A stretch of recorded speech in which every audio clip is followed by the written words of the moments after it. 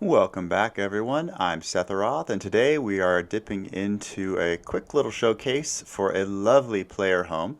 One of my favorites. When it comes to both followers and player homes, they are a dime a dozen. There are thousands of them on the Nexus. So I'm always on the lookout for ones that are particularly creative or can be used in a number of different ways. So this one is a player home that you can actually keep in your inventory. It's arguably the smallest player home available. It is called the Staff of Shalidor. Now I've picked the alternate start where you're left for dead that just kind of drops you in the middle of nowhere with no resources, no money, and very little spells in the way of combat. And one of my favorites with this mod is that the Staff of Shalidor gives you two options when you attempt to equip it. The first option is you can equip it. And when you choose to equip the staff, you get a lovely little lightning attack, and it's got plenty of energy stocked up in it. So if you're doing a alternate start where you're not quite sure how safe you're going to be and you don't want to die out of the get-go, this is a lovely little mod to throw in. Keep in mind, if you just use the regular Staff of Shalidor mod, this is automatically added into your inventory whenever you load the game, whenever you start a new character, or even once the mod is loaded, it'll show up in your inventory. However, there is a patch, if those of you that really love immersion are hearing that and thinking like, no, it just gives you this powerful staff right from the get-go. I can't, no, it'll ruin my game. There's actually a patch that will insert the Staff of Shalidor as a reward into one of the quests in the Mages Guild questline. So that's, College of Winterhold. Sorry, Morrowind moment. College of Winterhold questline, there's a patch that'll add this in as one of the rewards. So in that way, you can kind of enjoy your mage playthrough and gradually unlock new stuff as you proceed through the questline, which is more immersive to me than automatically having this awesome, powerful weapon that just does amazing things. Oh wait, do I get the horse? Oh, I gotta take care of this guy. Chaucito! Thank you very much. Now do I get the horse? Ooh, can I have that equipped while I ride the horse? That would look pretty cool. I don't think I have mods for that. I do not have mods for that. Okay, that's a journey for another day. That is on my list, though. I have a long list. One of these days, I'm going to do a showcase. Not even a showcase. One of these days, I will show you guys behind the scenes how many mods I have on my list. There's a lot. I have much to do. I have no shortage of fun things to do.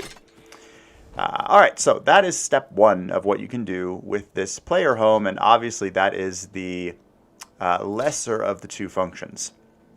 The main reason why you have this mod is so you can move into the staff, and they do mean that very literally.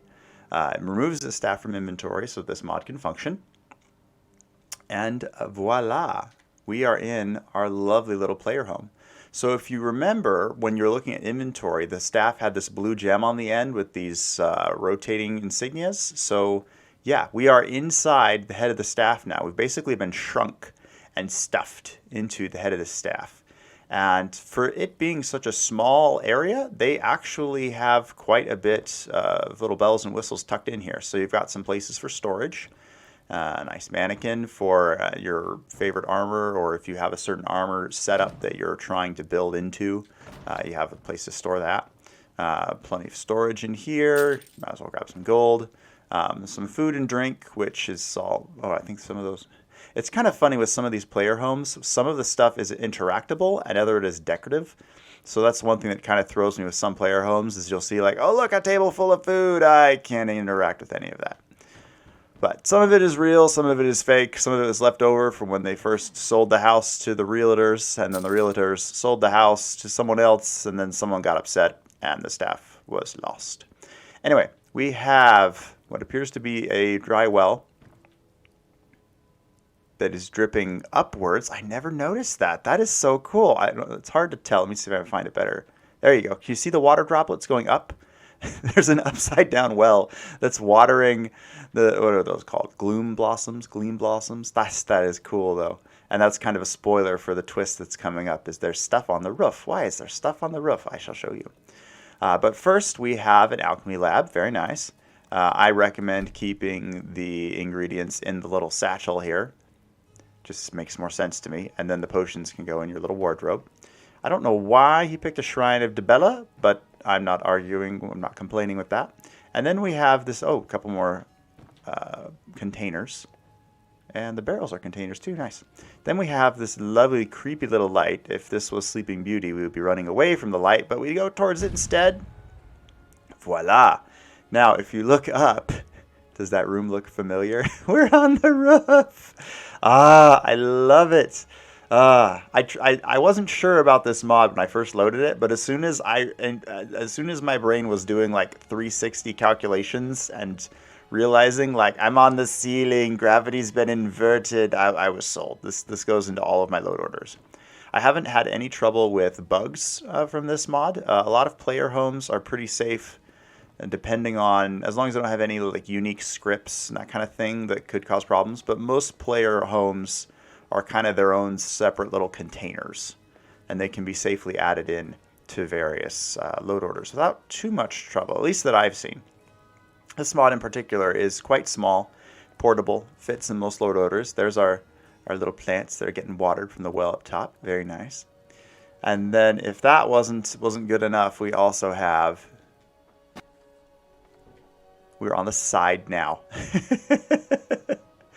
We're on the side. I could feel...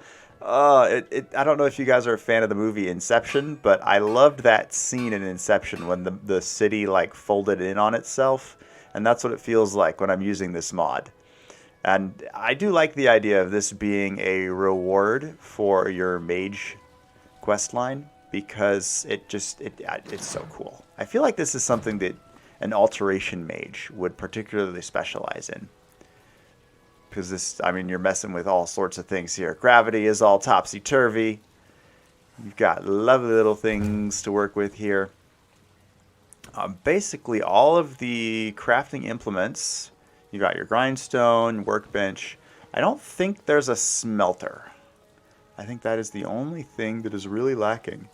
I don't know if I'd even say lacking. I mean...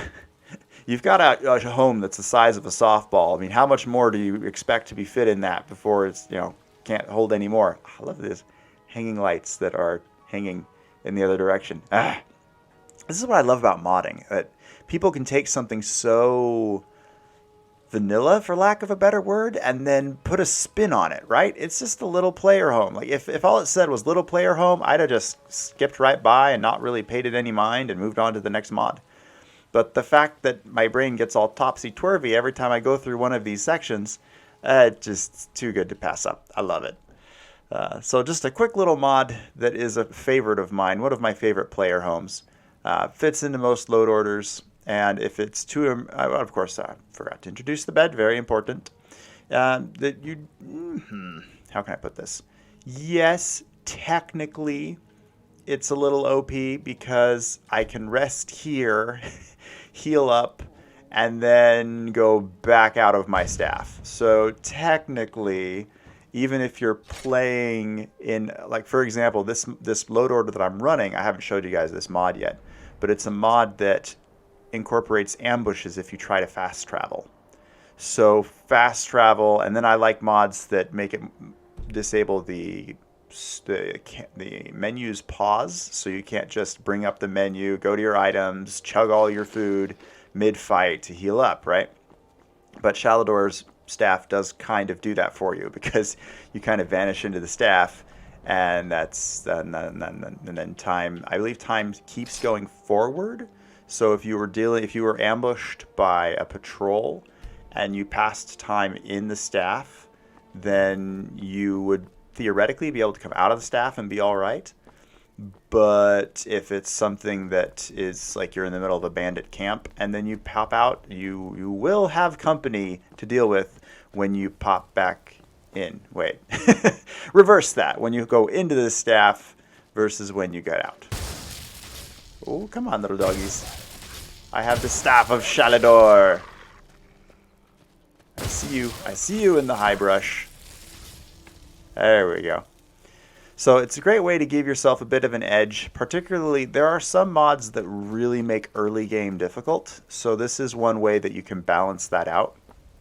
There's one, I'm not sure if I'm going to be able to include it in a showcase because it is a little buggy, but it's horror over Skyrim, I think. If you just search horror on the Nexus page, that'll come up. It makes early game very, very difficult, and it is a very aggressive mod. It affects a lot of different parts of Skyrim, so it's definitely something you would put at the that into a load order first, and then build mods around it depending on what would work and what wouldn't. But it makes monsters much harder early game, so you would want to start with a staff like this just to give yourself a fighting chance. Tickle, tickle, tickle, tickle. Yeah, I don't usually use the staff in combat because I'm kind of, you know, when you start the game with this bad guy be gone, that does make it pretty easy. But I keep it in my inventory because it's a great emergency player home, and a lot of the mods that I use, for example, this works great as an emergency shelter. So for example, if you're using a mod like iNeed, so that you're constantly needing nourishment, and then you also throw in a mod where you can get ambushed and be left in the middle of nowhere with no food and no resources, having an emergency shelter can really save your butt. That I can tell from experience. This is one of the fun little things that happen when you start mixing mods together. So yeah, that's all I had planned for today. Let me know in the comments below, what are one of the fun little synergies that you guys the happy accidents that you guys have uncovered while modding? Maybe two mods that really worked well together to either make the game easier or harder that you hadn't anticipated. You know, we've got modders that build stuff specifically for synergy. For example, you can get Apocalypse and Odin, and they're meant to work together. But combining like Shalidor's mask or Shalidor's staff, different game, Shalidor's staff with a mod that ambushes you when you fast travel, so you have an emergency shelter. That's kind of a happy accident, I guess, that I really appreciate finding when I'm modding for Skyrim. It just adds in a little extra something something.